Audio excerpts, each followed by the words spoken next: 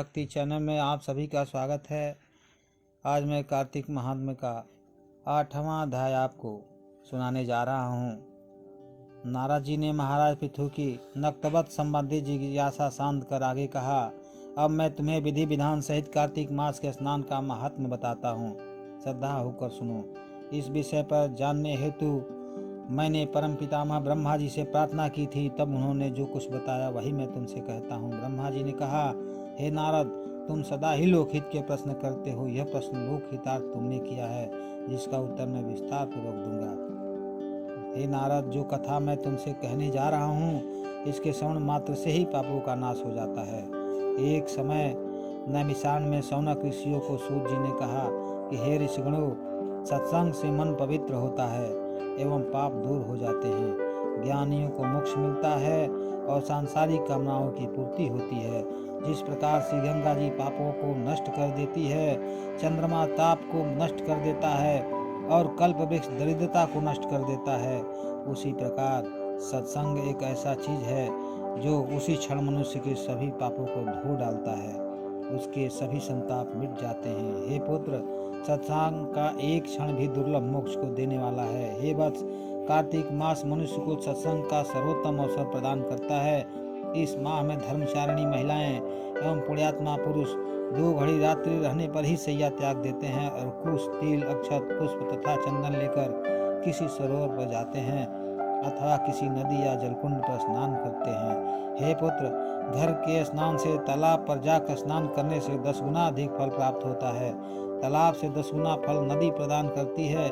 नदी से 10 गुना फल संगम के स्नान से मिलता है और इससे भी 10 गुना अधिक फल किसी तीर्थ पर किए स्नान का मिलता है। स्नान करने के पश्चात भगवान विष्णु को अर्घ्य अर्पित कर इस प्रकार प्रार्थना करनी चाहिए, हे कमल नाम, हे जल में वास करने वाले नारायण, आपको बारंबार नमस्कार है, आप मेरा अर्घ्य स्वीकार करें। हे जगदीश्वर, आपका निवास जल में है और जल ही चराचर का जीवन है। हे देवेश, आपके पुनीत नाम का स्मरण कर मैंने कार्तिक स्नान किया है। हे दामोदर, आप मेरे अपराध क्षमा करें और मेरे घर को धन धान्य से पूर्ण करें। यहाँ तक की कथा सुनकर नारद जी ने पूछा, हे पितामह, भगवान क्या सरोवर, नदी अथवा संगम के जल में ही विराजते हैं? हे नारद जी, भगवान न तो वैकुंठ में रहते हैं और न केवल योगियों के हृदय में निवास करते हैं। वे तो भक्त वत्सल हैं और सदा अपने भक्तों के बीच में रहते हैं। जहाँ भगवान नाम स्मरण, कीर्तन, चिंतन अथवा शास्त्र वाचन होता है, भगवान वहीं विराजमान रहते हैं।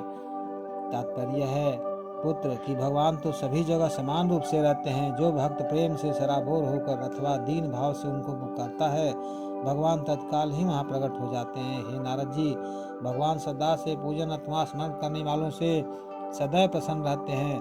वे तो भक्त की भावना देखते हैं। अहंकार रहित होकर जो उनकी शरण में जाता है, वह कभी भी और किसी भी समय उनकी कृपा पा लेता है। अब मैं तुम्हें स्नान की विधि बताता हूँ।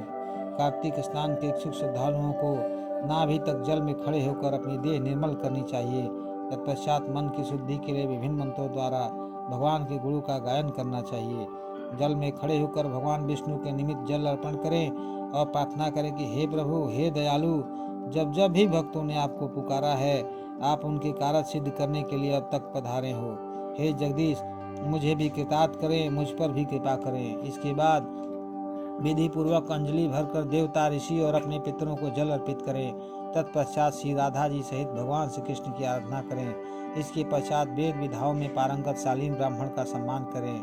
हे पुत्र, ऐसा ब्राह्मण जो ईश्वर भक्त, वेद विद, विनम्र और त्यागी हो, उसके दाहिने पैर में सभी तीर्थ, मुख में वेद और अंगों में देवताओं का निवास होता है, इसीलिए ब्राह्मण का सम्मान किया जाता है। हे पुत्र, इसके बाद श्री हरि प्रिया तुलसी का पूजन अवश्य करना चाहिए। तीर्थराज प्रयाग में संगम पर विधि विधान से स्नान करने का जो फल मिलता है, वही फल तुलसी पूजन करने से प्राप्त होता है। काशी में भगवान विश्वनाथ का ध्यान धरकर प्राण छोड़ने पर जो फल प्राप्त होता है, वही फल कार्तिक मास में तुलसी पूजन से प्राप्त होता है। सूत जी कहते हैं, हे ऋषिगणों, भगवती तुलसी की पूजा करते समय इस प्रकार प्रार्थना करें, हे हरि प्रिया तुलसी देवी, देवताओं ने तुम्हें उत्पन्न किया है, सभी मुनीश्वरों ने तुम्हारी वंदना की है, तुम्हें श्री शालिग्राम जी का साथ मिला है। हे पापों का नाश करने वाली तुलसी जी, मुझे अपनी कृपा प्रदान कीजिए। हे मुनियों, स्नान पूजन आदि के बाद विष्णु भगवान की लीलाओं की पौराणिक कथाएं सुनानी चाहिए, कथावाचक का आदर करना चाहिए। इस प्रकार कार्तिक स्नान व्रत करने वाला पूजन बंदन करे।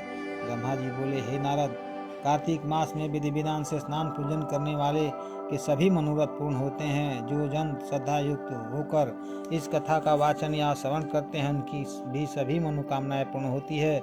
इसी के साथ कार्तिक मास का 8वां अध्याय यहीं पे समाप्त होता है। जय श्री कृष्ण।